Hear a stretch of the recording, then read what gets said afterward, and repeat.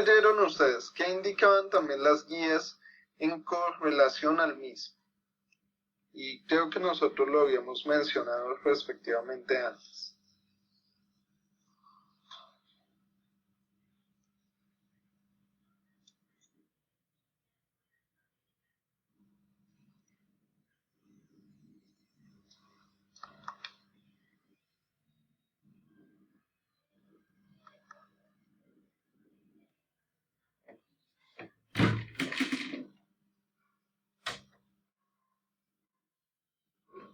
Bueno, entonces, volvámonos a las funciones, entre comillas, normales.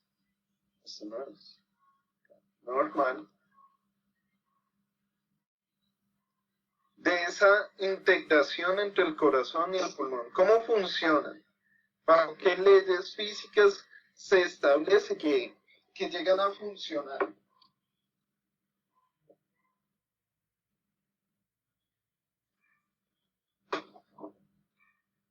A ver, bueno, todos activen micrófonos que en Teams todos los tienen respectivamente. Entonces, quiero escucharlos, por lo menos la última semana de clases.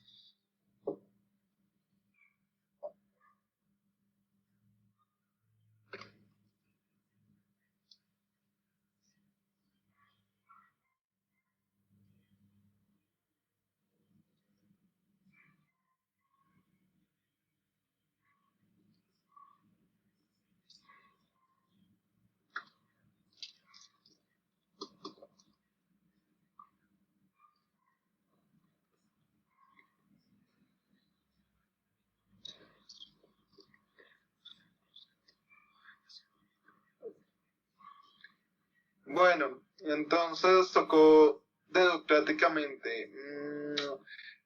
Señorita Viviana, cuéntanos, ¿cómo es la función cardiopulmonar en condiciones normales? ¿Cómo hay una integración respectivamente de la misma?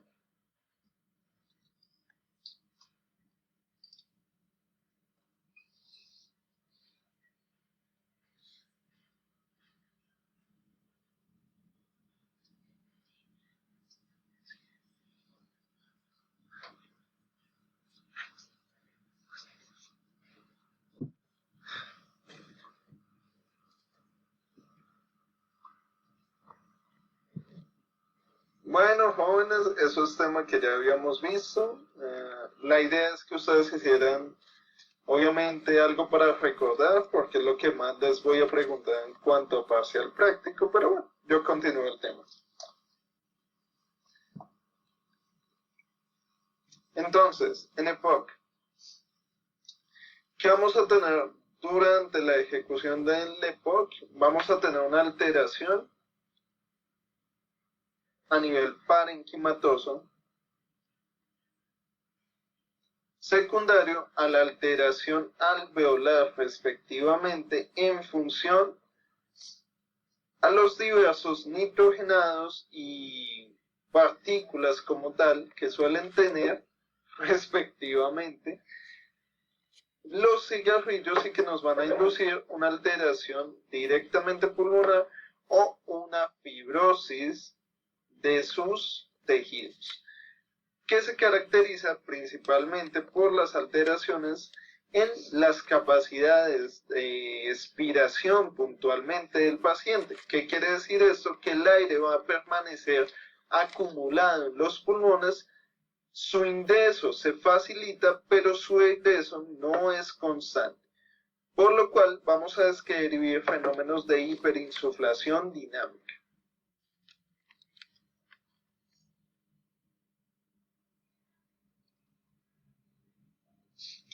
¿Qué nos induce esto también? Aparte del fenómeno de hiperinsuflación dinámica, el aumento del volumen tidal o del volumen de reserva inspiratoria, vamos a generar la generación, valga la redundancia, de una PIP intrínseca, que se denomina como una presión positiva al final de la expiración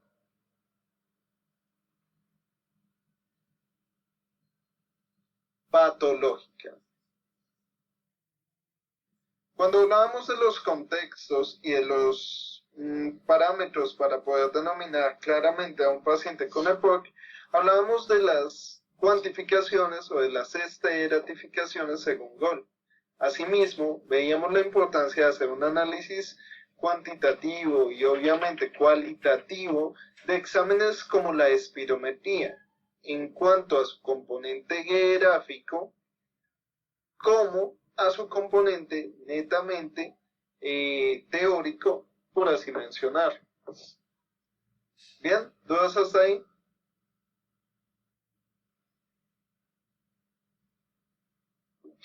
Profe, no entendí lo de la BIP. ¿Tú me lo podrías volver a explicar, por favor? Claro que sí, Jerry. Entonces, ¿recuerdas cuando hablábamos de mecánica ventilatoria? Sí, señor. Bien. ¿Cómo funciona habitualmente la inspiración en el cuerpo humano? O en contextos no patológicos, en contextos normales, ¿cómo funciona esa inspiración? Eso es lo de las presiones, por lo de las presiones que hace que entre el aire. Muy bien. ¿Qué presiones, Gerald? ¿Cuáles te acuerdas? Lo de la presión pleural y la diferencia de, ¿cómo decir? Como de las cargas que sea negativo. Ok, la diferencia de presiones con respecto a la presión barométrica es lo que nos va a inducir generalmente el ingreso del aire o del flujo aéreo a nuestros pulmones. ¿Qué pasa? Cuando yo les hablaba brevemente de la ventilación mecánica, establecíamos que normalmente nuestro cuerpo funciona bajo un sistema de presiones negativas en condiciones normales. En condiciones patológicas se van a presentar alteraciones respectivamente en el parénquima pulmonar que inducen al aumento de estos dos factores netamente, que a su vez generan que exista una presión positiva en la vía aérea. Esto no debería pasar. La presión positiva no debería existir dentro de una vía aérea, respectivamente. ¿Quién me dice por qué no debería existir?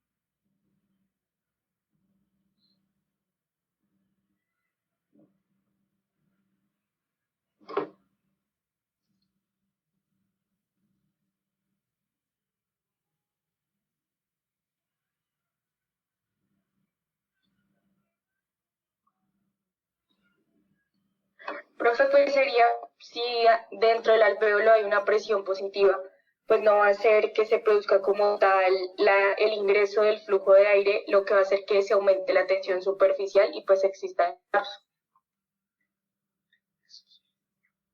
Excelente, Gerald, muy bien. Efectivamente, la presión positiva cuando se genera nos va a inducir, nos va a generar una limitación al ingreso del aire respectivamente. Cuando hablamos de estos pacientes en sus fenómenos de exacerbación pulmonar o de inducción a una paraventilatoria de tipo hipercápnico o mixta, dependiendo de cómo se suele generar, vamos a tener ese componente. Uno, un aumento, por así decirlo, de la cantidad de aire dentro de ese parénquima, dentro de esos alvéolos. Ya tenemos una cantidad de aire acá, ¿cierto?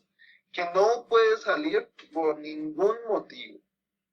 Ahora, el poco aire que ingresa es demasiado escaso. Es que nos induce a que haya una disminución en la eliminación de CO2, ¿cierto? Y una disminución en el intercambio gaseoso por la presión parcial de oxígeno a nivel alveolar.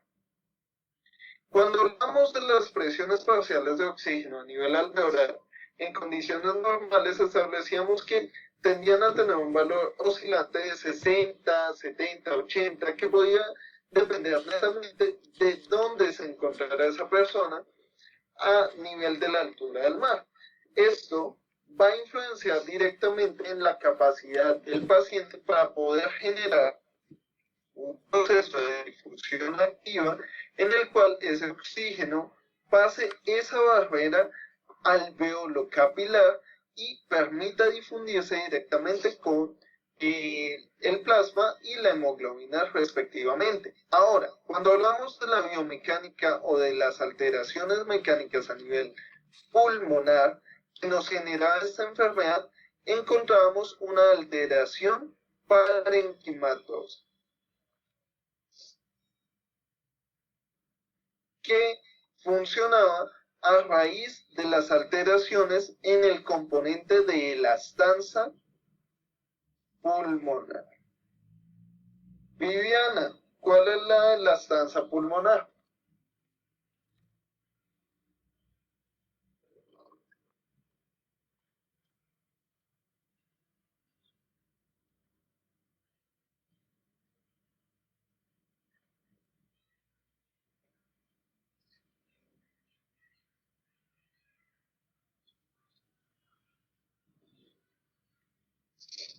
Bueno, ya que Viviana no ha respondido el día de hoy, hablemos con Eric. Hace mucho que no escucho a Eric.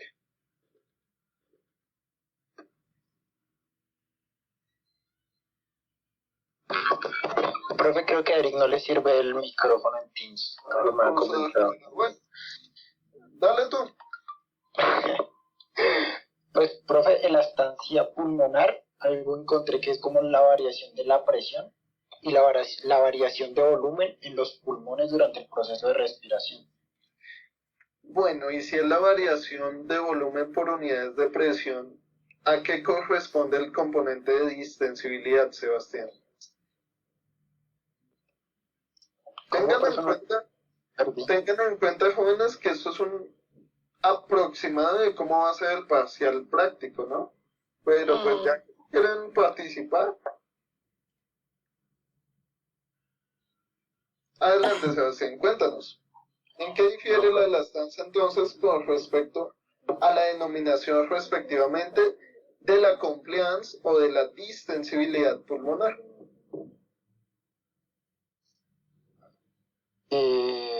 Profe, no.